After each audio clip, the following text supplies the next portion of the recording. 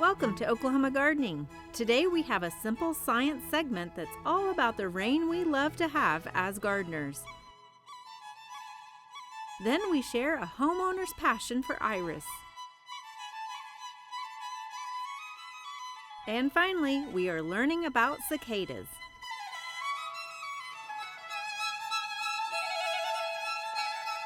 Underwriting assistance for our program is provided by the Oklahoma Department of Agriculture, Food, and Forestry, helping to keep Oklahoma green and growing. Oklahoma Gardening is also a proud partner with Shape Your Future, a program of the Tobacco Settlement Endowment Trust. Shape Your Future provides resources for Oklahomans to make the healthy choice the easy choice. I love sharing with you guys the cool things that plants can do. We're back here at the student farm. I want to share with you a tropical plant that you might find in some Oklahoma landscapes. It's important to know which plants we are dealing with so that we can continue to maintain them successfully for years to come.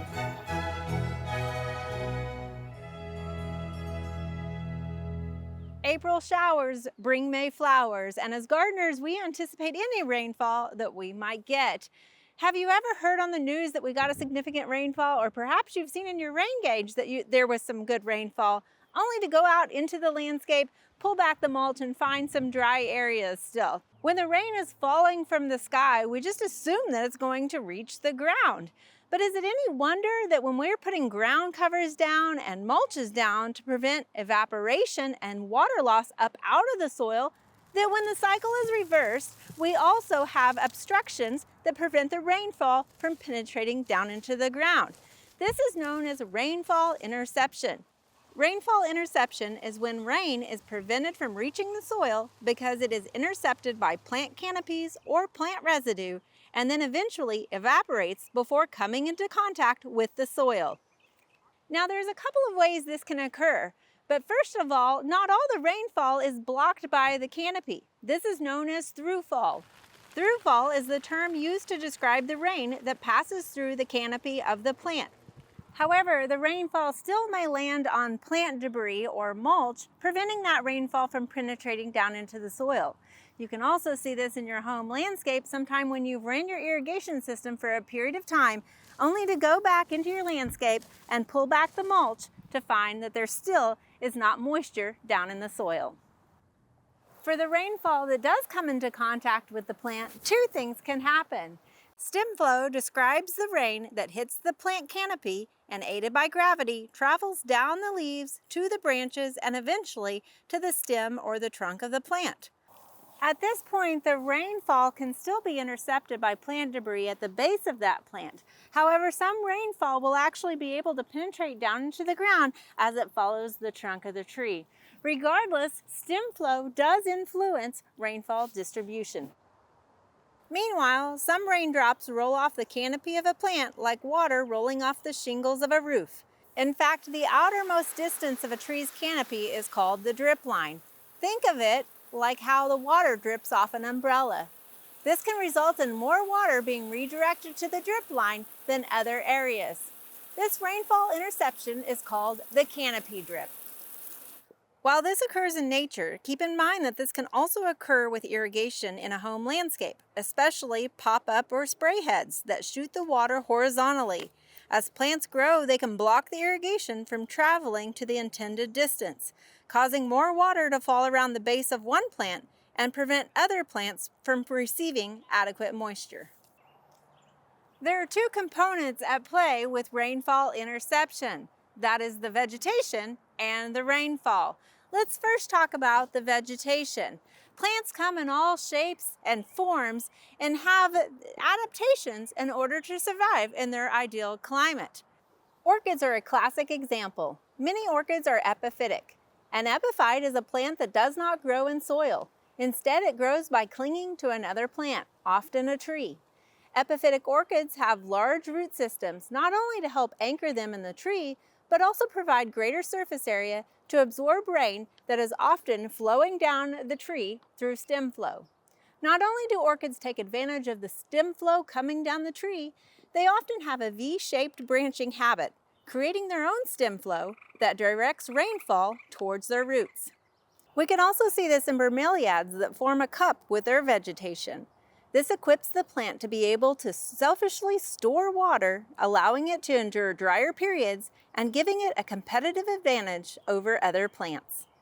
Now you may be thinking these are tropical plants that live in the rainforest, but rainfall interception happens everywhere.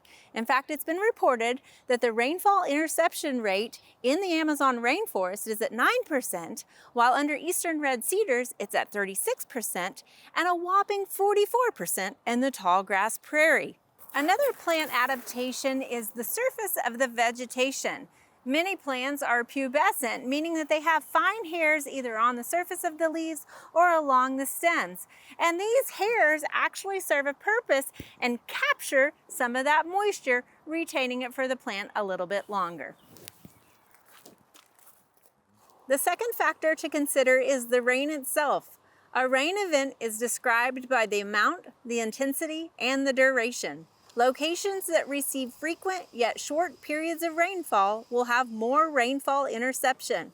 This is because small raindrops have less kinetic energy as they're falling from the sky, making them more prone to wet the surface of vegetation and residue rather than having the velocity to penetrate through the soil. This means that interception losses increase as droplet size decreases. This should also be considered when setting up your irrigation. Irrigation systems that are too brief or have nozzles that spray fine droplets will often result in having more water loss due to evaporation and also will create more water particles settling on the vegetation. Now you may be thinking, if vegetation prevents rainfall from getting down into our soil, why do we worry about covering our soil with cover crops and mulch and other plant debris? Well, for that, we got to take a closer look at the raindrop. Just as a water drop makes ripples in the water as it lands, a raindrop falling on soil makes an impact on the soil almost like tiny little bombs hitting the earth. The larger the raindrop, the greater the speed, the greater the impact. A soil's ability to handle this impact is known as the soil strength. When rain falls on a soil with low soil strength, the soil will not only splash up, but ultimately this can be the catalyst for major erosion problems and soil loss. We've all experienced one of those good, slow rainfalls where you just want to grab a book and curl up and stay inside all day. Well, a lot of times we call those rainfalls a good soaker. And in the landscaping world, soaker hoses and drip irrigation have become more popular as a way of watering your landscape and also conserving water. Because what they sort of do is mimic that rainfall interception, allowing large raindrops, or irrigation in this case, to seep out of the soaker hose, but at a slow rate, allowing it to penetrate down into the soil profile. Now, not only does this reduce the impact on that soil structure, reducing soil splashing, but it also allows for a good infiltration of that irrigation and reduces evaporation loss and moisture on any of the vegetation nearby. So, does vegetation influence rainfall distribution? Yes. Does it prevent some rainfall from actually penetrating down into the soil profile? Yes. However, that vegetation also serves a critical component and acts as a shield protecting our soil. It not only takes the impact from the raindrops, but it also reduces soil loss and soil erosion. So the next time you look at your rain gauge and you see that you get an inch of rain, just know that not all rain is created the same.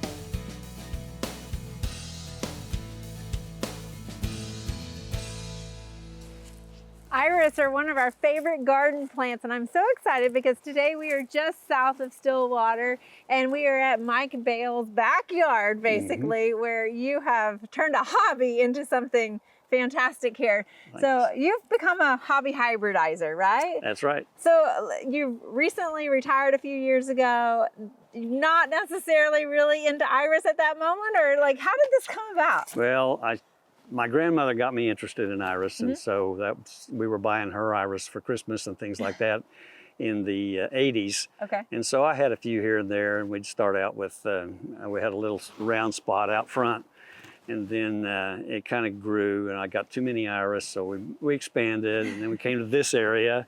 I just had a few here and there, and I collect them as I could. And then I retired in 2018 from OSU, and that's when things got out of hand.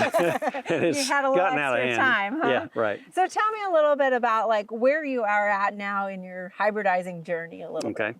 Well, for a while I was just growing, and then I heard people say, hey, what about hybridizing? Have you ever tried that? And so I said no. And so we started, and it was one of those things where it's fairly easy to do, frankly. And so you just cross one iris with the other, and then it's Christmas time when they start coming out, and you see what's going on. But so I'm trying to, I don't have any specific goals right now, other than I am trying to, there's what they call a space age iris, which has got horns and flounces and appendages basically on the end of the beards. Okay. And so people seem to really like those right now. And then broken colored ones also, they've got colors all throughout all the petals, and it's just a mishmash. But so those are some things that people are really liking. And so I'm kind of moving toward that. So you have a lot of different out here to kind of select from, and you're pulling the pollen from one to try to get some of those characteristics. Right. Is that basically the gist of it? That's exactly right. And in each pod then that you develop, you can get all sorts of combinations of that genetics. Yeah. And that really is amazing, because I guess it's not any big deal, because in parents, humans, you never know what the next kid's gonna look never like, know what's right? going to look like. But in iris, it's really amazing, because you'll have a yellow, you'll have a purple, you'll have a mishmash of all colors, your reds, and just all really a blue comes out, and so yeah, it's amazing what kind of colors they are in the same seed pod. Okay. They'll just come from two parents, and of course they're getting grandma's genes and they're getting grandpa's genes and whatever else. Yeah. Right. So tell me a little bit about like, how did you kind of gear up into this? Who were your community of people that you tapped into for that? Well, Oklahoma Iris Society is one of the biggest group that I got with, and Hugh Stout. I saw your segment actually several years ago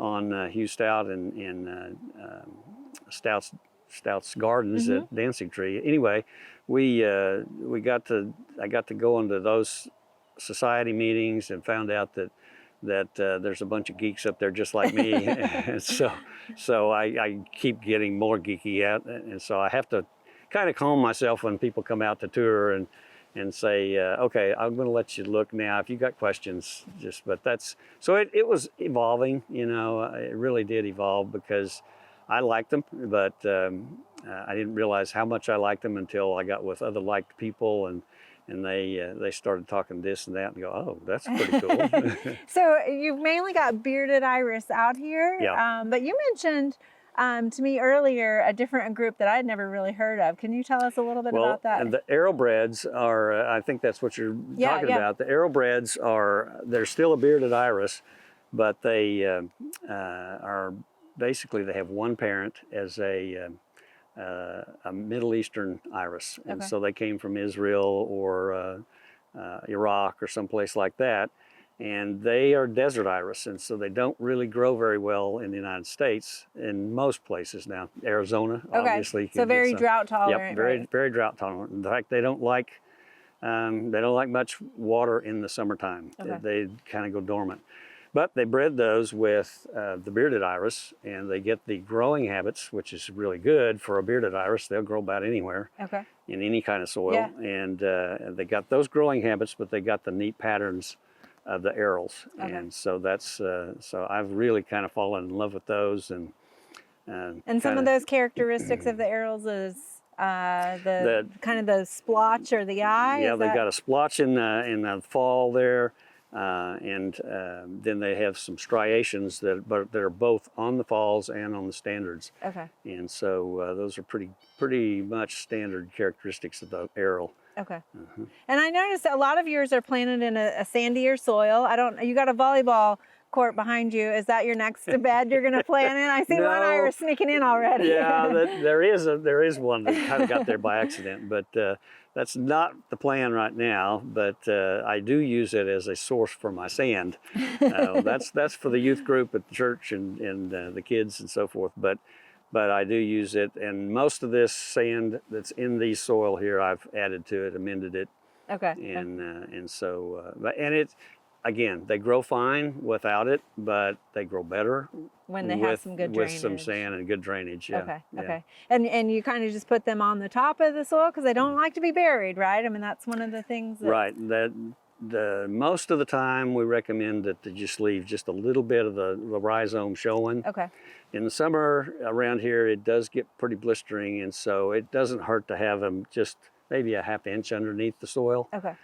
But you definitely don't plant them like you do tulips, 6 inches down, because they're not going to bloom. Okay, okay. And you mentioned the youth group that comes out here and joins. Tell us a little bit about how you're passing on what you've learned to the younger group. Well, too. when the kids come out, sometimes the kids will come out with their parents to see this, and they're kind of not really excited about standing around looking at a bunch of flowers. But I say, well, what would you think about hybridizing some and actually coming up with your own flower?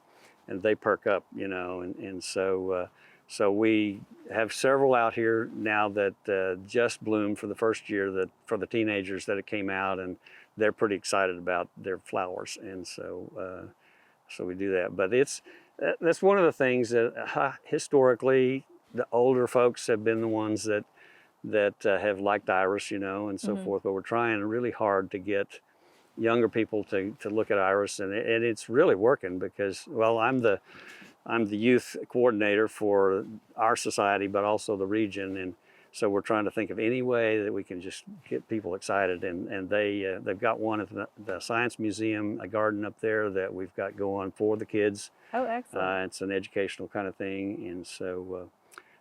Anyway, it takes some patience, right? It does. But it does. You actually speed up the process slightly. We do. On hybridizing, you can kind of fake out the iris and the seeds themselves by taking them, soaking them once they've dried out.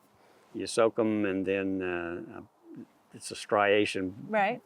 Stratification kind of thing. Creating that winter experience. Yep, and make them think it's winter. Yeah. And then we leave them in there for about 12 weeks, less for the smaller iris. They germinate faster. They start germinating in the refrigerator. Oh, okay. Yeah, and then I take them out, put them in cups, just all of one deal in a cup, and then as they get bigger, then we start putting them in their own separate cup. Excellent. But you need to separate them because every iris is different, and you just don't.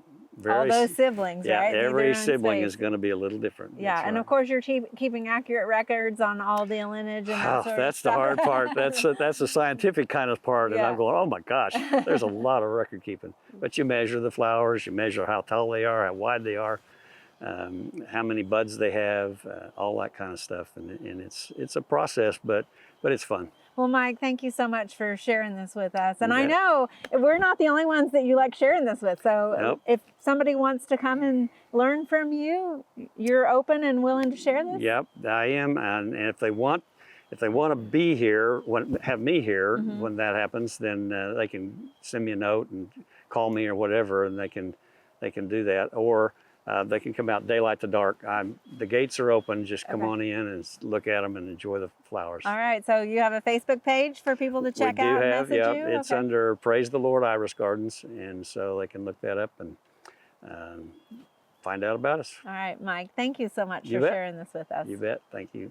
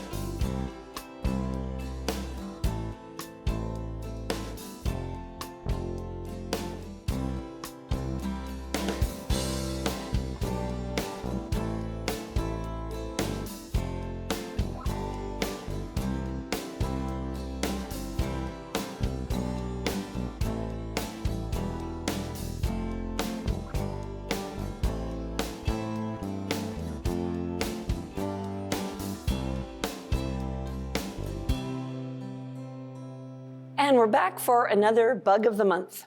This one is a really interesting one because it's very unique.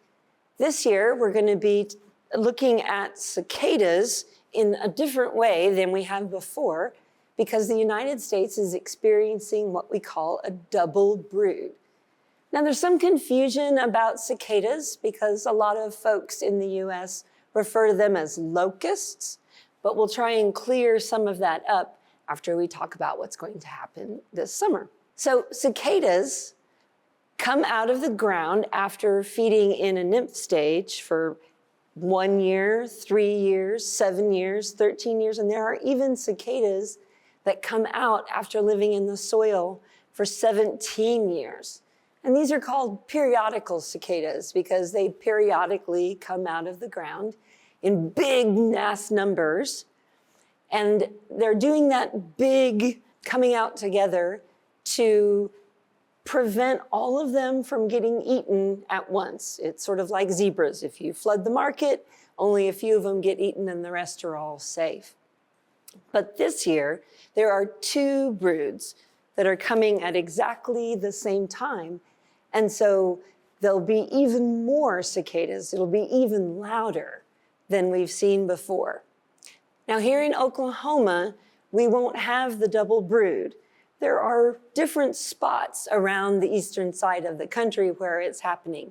It's not a complete blanket over the whole United States.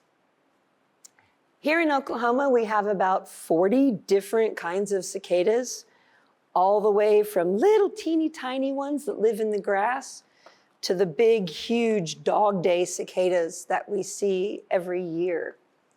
The periodical cicadas this year are orange and black. Of course, go Pokes, they're absolutely gorgeous. Now about the locust thing. People refer to the cicada as a locust and have been doing so since the late 1700s.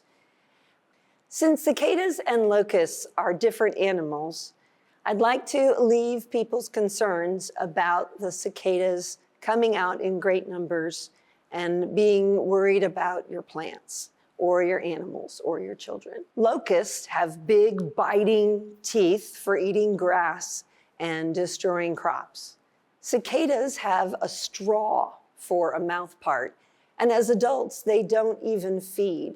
So without these big teeth, cicadas are not harming your crops. Cicadas are not capable of harming your houseplants, and cicadas cannot bite humans or animals or really anything. They're cool to look at, especially since you can catch them and bring them in at night and watch them emerge, but they are safe compared to a locust, which eats your crops.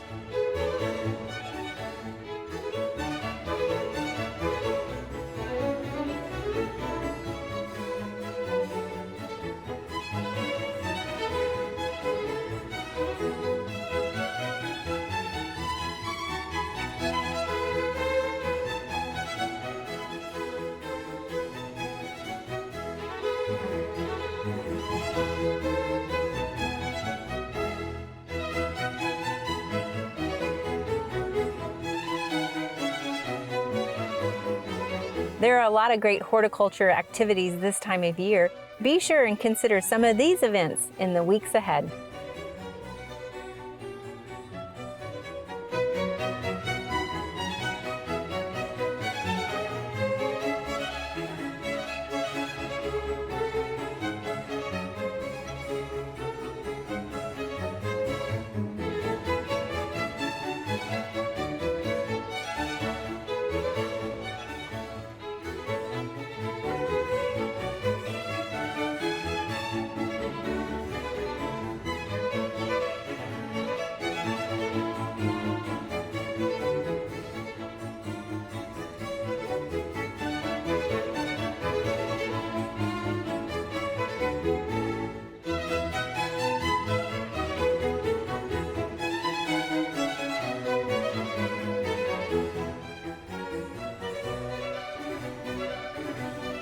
Join us next week as we're planting baskets and basil right here on Oklahoma Gardening.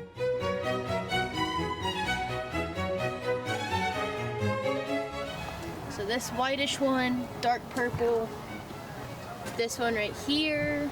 The same would happen in reverse when the rain.